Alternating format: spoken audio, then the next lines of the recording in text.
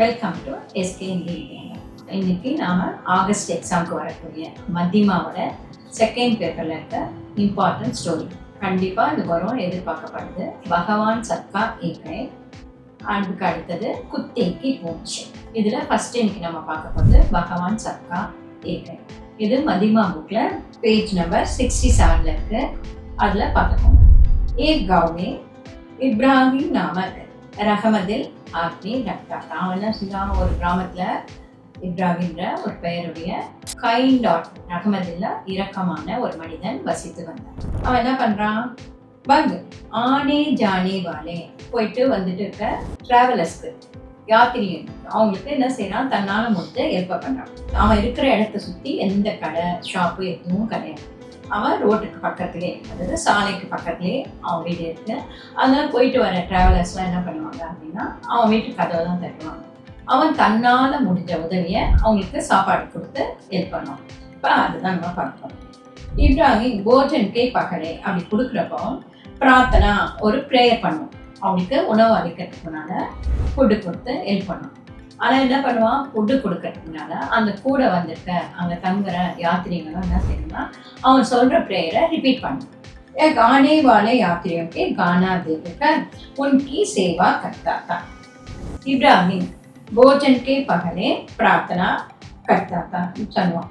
उसके समय भोजन करने वाले அந்த நேரத்தில் சாப்பாடு சாப்பிட்றவங்களும் என்ன பண்ணுவாங்க அப்படின்னா, யாத்திரி லோக் भी उसे दोहराते, அதை திருப்பி சொல்லுவாங்க. இப்ராஹிம்கே மண்மே கொஞ்ச நாள் இதே மாதிரி அவன் டெய்லி எல்லாருக்கும் கொடுத்துட்டே வந்தான். அவனோட மனசுல என்னாச்சு, தீரே தீரே கொஞ்சம் கொஞ்சமா கர்வ போகையா, ரொம்ப ப்ரௌடு, நம்ம தான் செய்கிறோம் அப்படின்ற ஒரு எண்ணம் வந்துச்சு.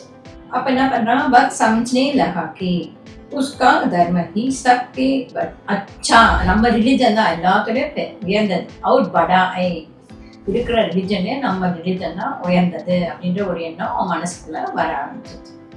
एक दिन इब्राहिम के घर एक बूढ़ा आया. ஒரு நாள் அவன் வீட்டுக்கு ஒரு வயசான மனிதர் வந்து கதவை தட்டுறாரு. அப்ப என்ன ஆகுது, போஜன் கே பகலே இப்ராஹிம் ने हमेशा की तरह எப்பவும் போல அவன் என்ன செய்யறான், சாப்பிட்றதுக்கு முன்னால हमेशा ஆல்வேஸ் என்ன பண்றாங்க, அதே மாதிரி ப்ரேயர் பண்றாங்க.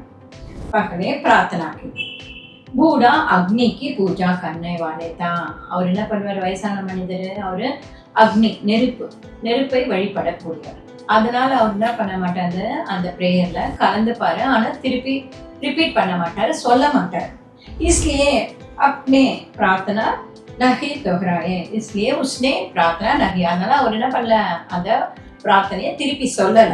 இதனால इससे नाराज होकर इब्राहिम ने बूढ़े को घर से निकल दिया. அதனால கோவப்பட்ட இப்ராஹிம் என்ன பண்ணாரு, நாராஜ்னா கோவம் வருது, அதனால என்ன பண்ணாரு, வயசான மனிதரை வீட்டை விட்டு வெளியே அனுப்பிச்சிடுறாங்க. அப்போ தப் இப்ராஹிம் சாமி, அந்த நேரம் இப்ராஹிமுக்கு முன்னால ஒரு தேவதூதன், ஒரு ஏஞ்சல் முன்னால பிரகட்னா தோன்றுது. அவருக்கு முன்னால அவர் வெளியே தரத்துல கொஞ்ச நேரத்துக்கு தேவதூத் பிரகட்டியா.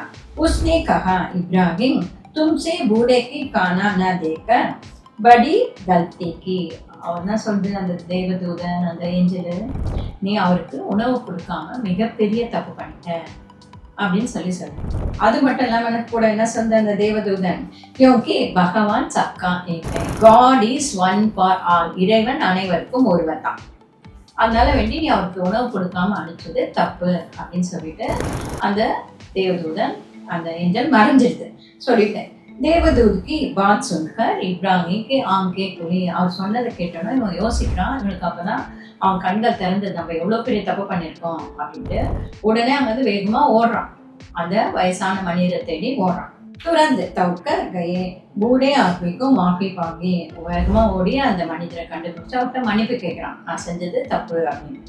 அப்போ உடனே என்ன சொல்றாரு, அந்த பூடேனே பூச்சா கியா ஆப் தும் சமஜ் கயே கி பகவான் சப்கா ஏகை, உனக்கு தெரியாத இறைவன் எல்லாருக்கும் ஒருவன் தான் அப்படின்னு அந்த மனிதர் சொல்றாரு. அது கேட்ட உடனே இவனுக்கு ரொம்ப ஆச்சரியமாயிடுது. ஏன்னா இதே வார்த்தையை தான் யார் சொன்னது, அந்த ஏஞ்சல் தேவதூதனும் சொன்னது. இப்போ இவரும் இதே சொல்றாரு அப்படின்னு யோசிக்கிறாங்க. அப்ப என்ன, ஏக் சுன்கர் இப்ராஹிமுக்கும் ஆச்சரியமா, ரொம்ப சர்ப்ரைஸ் ஆயிடுது. கியோங்கி தேவதூத் ने यही बात कही थी. தேவதூதனும் இந்த வார்த்தை தான் சொன்னாங்க. இதுல இருந்து என்ன தெரியுது, இறைவன் அனைவருக்கும் ஒருவர் தான். இதில் எந்த வேறுபாடும் இல்லை அப்படின்றத அவன் அன்னைக்கு தான் தெரிஞ்சுக்கலாம். இதுதான் இந்த கதையோட மொத்த ஃபுல் ஸ்டோரி. இதை நீங்கள் நல்லா ப்ராக்டிஸ் பண்ணி பண்ணுங்க. All the best.